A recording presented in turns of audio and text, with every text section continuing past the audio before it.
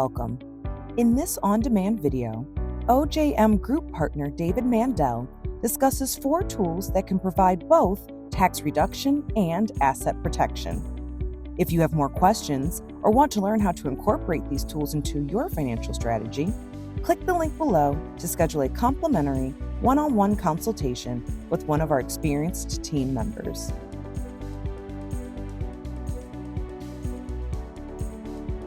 Hello, I'm David Mandell, and today we're going to be covering a topic that I think most of you physicians will be quite interested in, which is 4 tools that provide both tax reduction and asset protection. Now, the reason I think you'll be very interested in this is in the 25 years that I've been helping physicians as an attorney and principal of a wealth management firm, I would say that tax reduction and asset protection, meaning reducing taxes and protecting assets from potential liability, are 2 of the most top of mind, most important financial goals that I hear when talking to new potential clients. So if you can get tools that accomplish both of those, why not? So let's dig in and go through those 4 tools. Okay, so the first one is qualified retirement plans. These are 401ks, profit-sharing plans, defined benefit plans, cash balance plans, which many of you can see other videos at ViewMedi on these topics we've done. We've done a lot of those. And even for these purposes, Roth and SEP and other IRAs, okay, those are technically not qualified retirement plans. They're different, but for both tax and asset protection, they act similarly.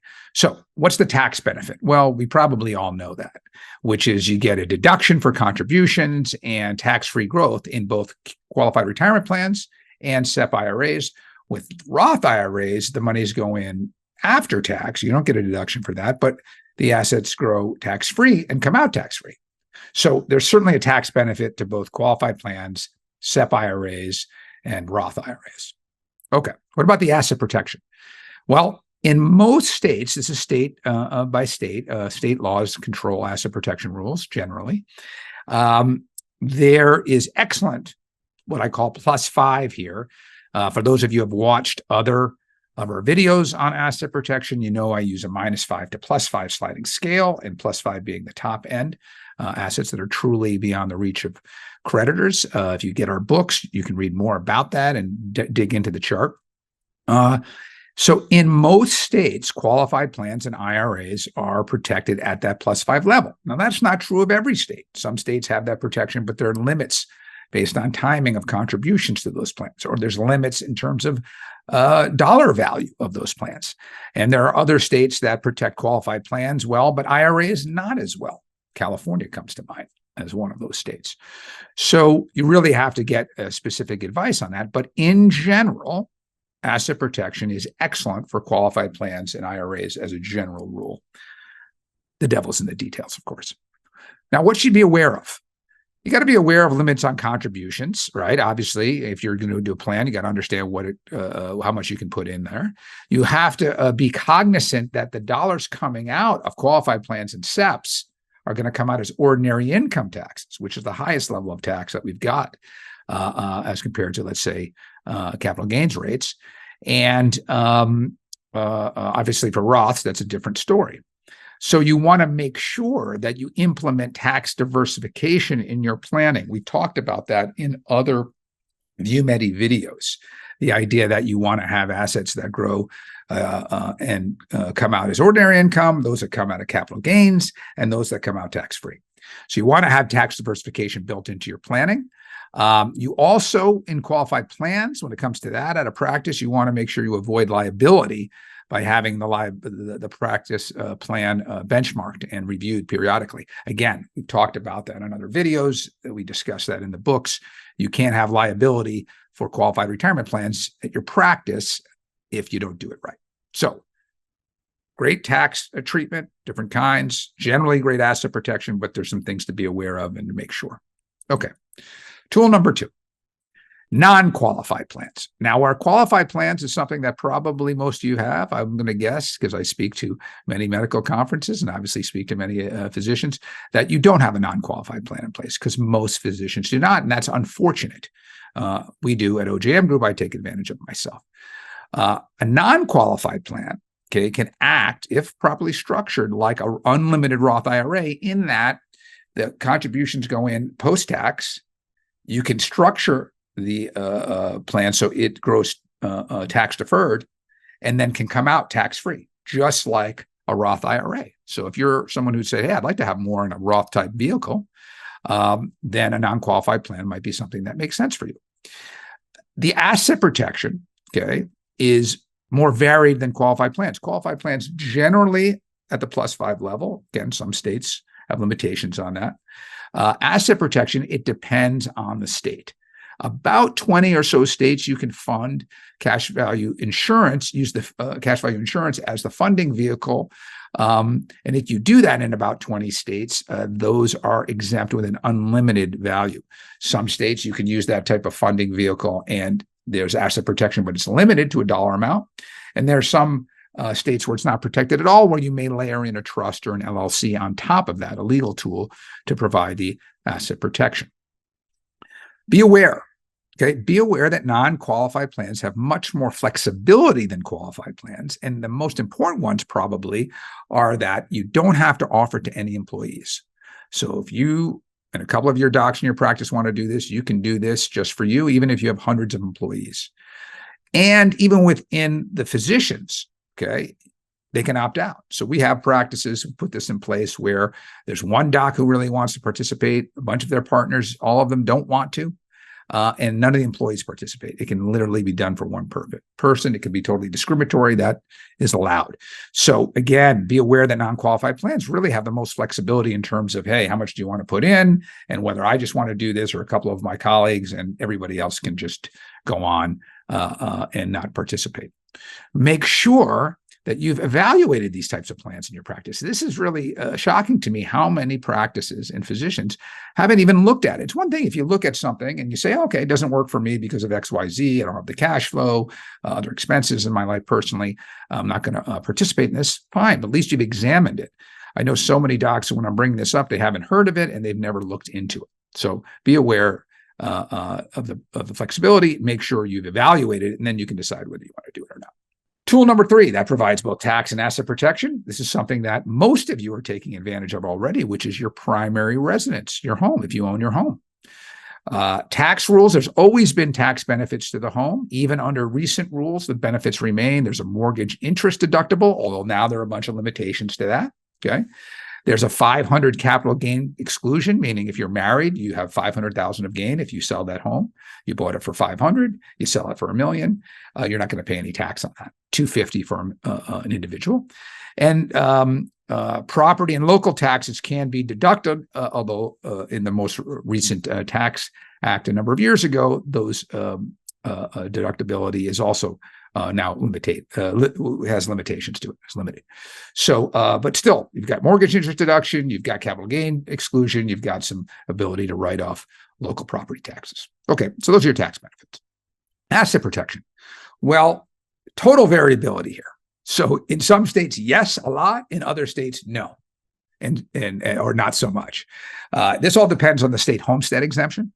I live in South Florida, and in Florida, as many people know, there's some geographic limitations. But if you're within those, your home can be of unlimited value, $50 million house in Miami Beach or what have you on the beach, and it's totally exempt +5 from creditor claims. Okay, there are about 5 or 6 states that have unlimited values, but California recently improved theirs. Some years ago, Massachusetts improved theirs.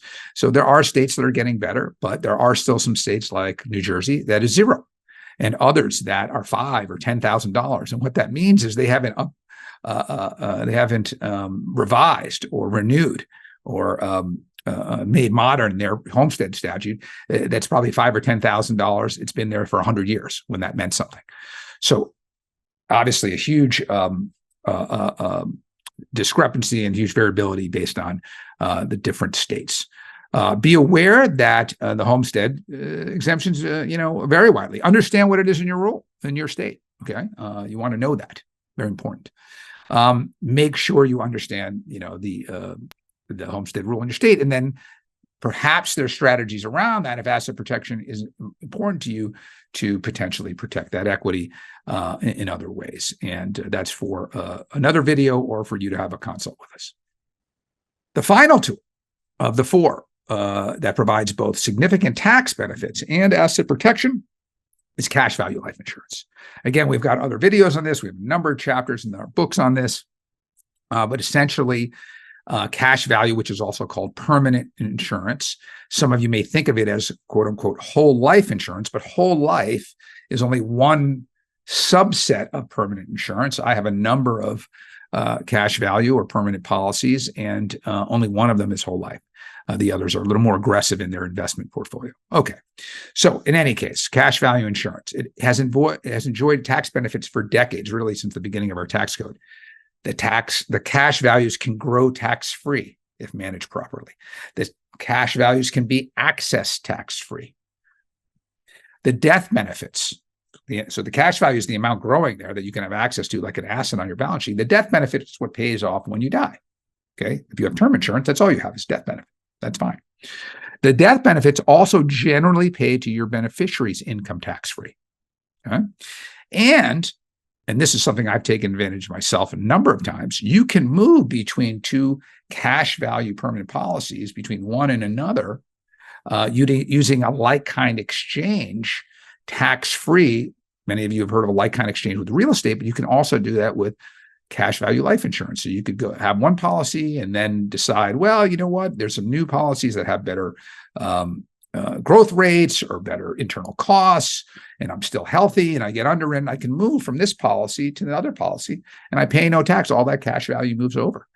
And I've done that twice myself over the years. So those are the tax benefits. Asset protection. Like homestead, every state is different, but all states generally have some protection of cash value insurance. Now it varies. Okay. There are many that have an unlimited exemption. It's much better than homestead. Homestead only has 5 or 6. I think it's about 18 to 20 have unlimited exemptions for cash value insurance. Some states do not, though. Some states only have a limited amount, 50 or 100,000.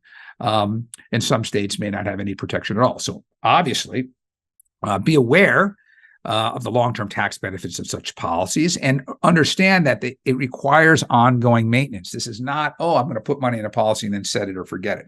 We have some really good examples in our chapters in our book on docs who used same kinds of policies. One managed it well, got all these benefits out of it. The other managed it poorly. It really performed poorly for them. Ongoing diligence in management and working with a good professional advisor is obviously crucial, like with any other long-term financial asset.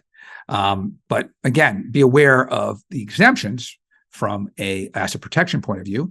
And as I just mentioned, make sure that you work with an insurance expert who reviews the policies each year with you and understands the life insurance exemption in your state. Be properly advised and maintain this kind of asset if you're going to use it for the long term. So those are 4 tools that every physician can use that provide tax benefits and asset protection benefits. To summarize, qualified plans and IRAs, non-qualified plans, homestead, cash value insurance. I hope you found this valuable and you take a look at some of our other videos here on ViewMedi and get our books. And as always, we're happy to have a consult with you. So please don't hesitate to reach out. Thank you.